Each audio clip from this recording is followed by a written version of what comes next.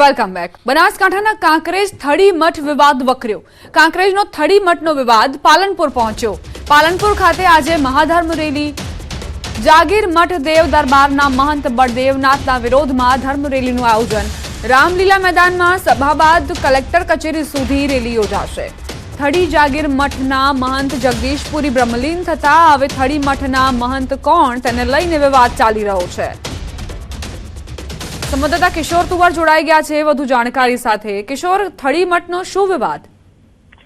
ચોક્કસથી દીપા, આપણે જણાવી દઈએ કે જે છેલ્લા એક માસથી થડી મઠનો જે વિવાદ ચાલી રહ્યો છે, આ વિવાદને લઈને અત્યારે પાલનપુરના રામલીલા મેદાન ખાતે એક સભા યોજાઈ રહી છે. આ સભા બાદ મહાધર્મ રેલી નીકળશે અને પાલનપુર કલેક્ટર કચેરી પહોંચીને જિલ્લા કલેક્ટરને આવેદનપત્ર આપશે. મહત્વનું છે કે જાગીર મઠના દેવ દરબારના મહંત બળદેવનાથના વિરોધમાં આ મહાધર્મ રેલી યોજાઈ રહી છે અને મહાધર્મ રેલી યોજાવા પાછળ થડી જાગીર મઠના મહંત જગદીશપુરી બ્રહ્મલીન થતા હવે થડી મઠના મહંત કોણને લઈને આ સમગ્ર વિવાદ ચાલી રહ્યો છે. એક માસ અગાઉ કાંકરેજના થડીના જાગીર મઠના મહંત કોણ તેને લઈને વિવાદ શરૂ થયો હતો. વિવાદમાં ધર્મગુરુઓ સાથે જોડાયો છે અને આ વિવાદ હવે રોડ પર પણ આવ્યો છે. ખાસ કરીને થડી મઠના મહંત જગદીશપુરી જ્યારે દેવલોક પામ્યા, તેમની ગાદી શંકરપુરી મહારાજને દેવ દરબાર જાગીરદાર સ્થાપિત કરી દેતા આ વિવાદ અત્યારે તો સંછેડાયો છે. જી આભાર કિશોર, જાણકારી આપવા માટે. વડોદરા મહાનગરપાલિકામાં વધુ એક વિવાદ સામે આવ્યો. 31 સ્મશાનોમાં આઉટસોર્સિંગને લઈને વિવાદ થયો. 4 કરોડ રૂપિયાના સ્થાને 10.43 કરોડના ખર્ચનો સ્થાયી સભ્યો દ્વારા વિરોધ કરાયો. અંતિમ સંસ્કાર જેવી સેવાકીય પ્રવૃત્તિની જવાબદારી પણ પાલિકા નિભાવવા નથી માંગતી તેવા આરોપો લાગ્યા છે. ભારે વિવાદ થતા દરખાસ્ત મુલતવી રખાઈ છે. વડોદરા શહેર પોલીસે વ્યાજખોરો પર તવાઈ બોલાવી. છાણીના વ્યાજખોરની પોલીસે ધરપકડ કરી. 15% વ્યાજે રૂપિયા આપી માનસિક ત્રાસ ગુજારતો હતો. છાણીના શાકભાજીના વેપારીએ માતાની સારવાર માટે લીધા હતા વ્યાજે રૂપિયા. 1.5% વ્યાજની વાત કરી સામે 15% વ્યાજ વસૂલ કર્યું. સિક્યોરિટી પેટે આપેલા ચેકનો દુરુપયોગ કરવા સહિત મારી નાખવાની ધમકી આપી. 1 લાખની સામે દર મહિને 15,000ની વસૂલાત કરતા પોલીસે કાર્યવાહી કરી. છાણી ગામ રાણાવાસમાં રહેતા ધર્મેશ રાણા વિરુદ્ધ કાયદેસરની કાર્યવાહી હાથ ધરાઈ છે. મોરબીમાં લૂંટની ઘટનાને અંજામ આપનાર આરોપીઓ ઝડપાયા. 20 દિવસ પહેલા ખોખરા હનુમાન રોડ પાસે શ્રમિકને છરીની અણીએ લૂંટી લેવાયો હતો.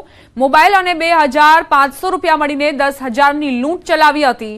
આરોપીઓ નિર્જન સ્થળે શ્રમિકોને નિશાન બનાવતા. કોઈ શ્રમિક પ્રતિકાર કરે તો આરોપીઓ જીવલેણ હુમલો કરતા. આ મામલે આરોપી અસગર રમઝાન મોવર, સમીર સુભાન મોવર અને હનીફ અબ્બાસ ભટ્ટીની ધરપકડ કરાઈ છે. એલસીબીની ટીમે આરોપીઓ પાસેથી 2,500ની રોકડ રકમ, છરી અને 5 મોબાઈલ મળી કુલ 32,500 રૂપિયાનો મુદ્દામાલ જપ્ત કર્યો.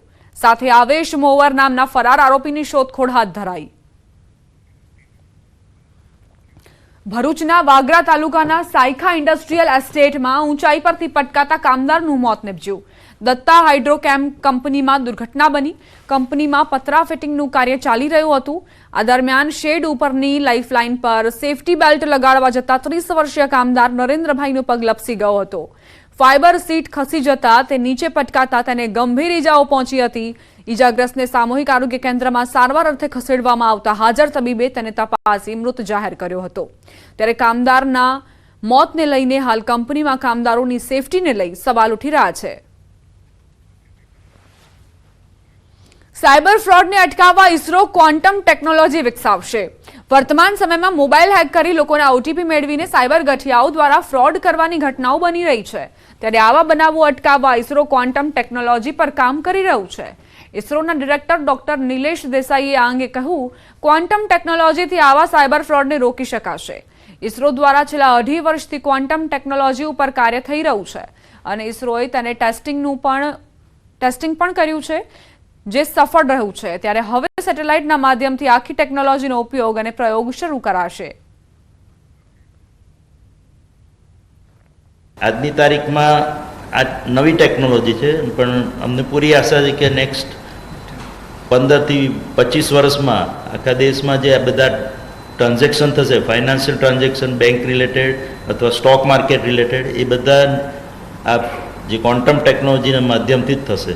અને તમે ઓટીપી જે તમારા મોબાઈલમાં આવે છે એ પણ એ ક્વોન્ટમ ચેનલ દ્વારા જ આવશે અને that will make all transaction very highly secure. Gujarat technical university અને ઇસરોએ સંયુક્ત રીતે 7મી વાર સ્માર્ટ ઇન્ડિયા હેકાથોનનું આયોજન કર્યું. 11 અને 12 ડિસેમ્બરે હેકાથોન યોજાશે. વર્ષ 2017થી આ હેકાથોનનું આયોજન કરવામાં આવે છે. ત્યારે આ વર્ષે 7મી હેકાથોનનો ગ્રાન્ડ ફિનાલે અમદાવાદમાં યોજાશે, જેમાં 48 ટીમ 10 પ્રોબ્લેમ સ્ટેટમેન્ટ પર કામ કરશે. 15 રાજ્યમાંથી આવેલા 339 વિદ્યાર્થીઓ હેકાથોનમાં ભાગ લેશે.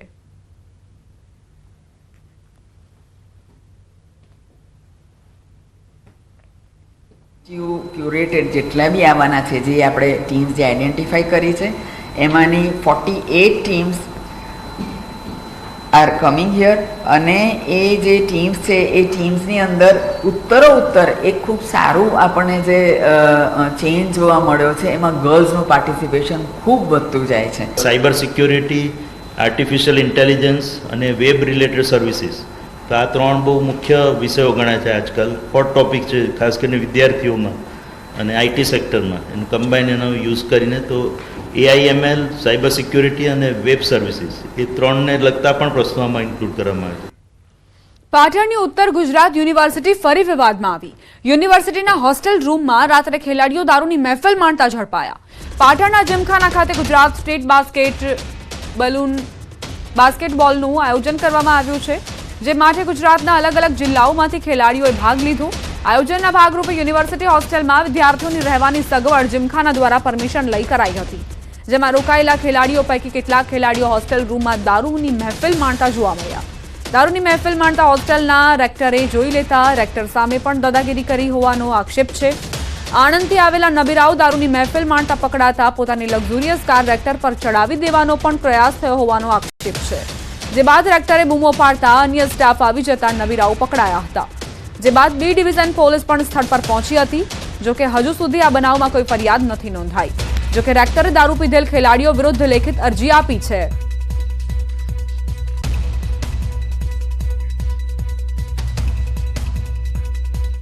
અંદર હું જ્યારે જોયું ત્યારે દારૂ પીતા હોય, ખુલ્લું પડ્યું હતું અને ડ્રિંક કરતા હતા એવું દેખાતું હતું. બધાય બેઠા હતા ને વાગતું હતું અને ગ્લાસ હતા એમની પાસે. અને જે એક વ્યક્તિ હતો તો ફૂલ હતો, એને જે મારી જોડે ઝપાઝપી કરી. હું મારી બાજુમાં ઓફિસ છે, ઓફિસ તરફ જતો હતો ત્યારે આ ગાડી ભાઈ પાછળથી ફૂલ સ્પીડથી હંકારી અને મારી ઉપર એમને પાછળથી મને મારવા માટેનો પ્રયત્ન કર્યો અને હું સદનસીબે બચી ગયો. ભાવનગરના સિંહોર તાલુકાના ગામોમાં દીપડાની દહેશત. ખાંભા ગામની સીમમાં ખુલ્લા કૂવામાં દીપડો ખાબક્યો. વન વિભાગે દીપડાનું રેસ્ક્યુ કરી કૂવામાંથી બહાર કાઢ્યો. ખેડૂતો અને ગ્રામજનોએ રાહતનો શ્વાસ લીધો છે, પરંતુ વિસ્તારમાં છેલ્લા ઘણા સમયથી દીપડાનો ત્રાસ હોવાની ફરિયાદ નોંધાઈ છે. દીપડાની ત્રાસથી ખેડૂતોમાં ભયનો માહોલ છે. ખેડૂતોને રાત્રિના સમયે ખેતરમાં જતા ડર લાગે છે. દિવસે વીજળી આપવા ખેડૂતોની માંગ.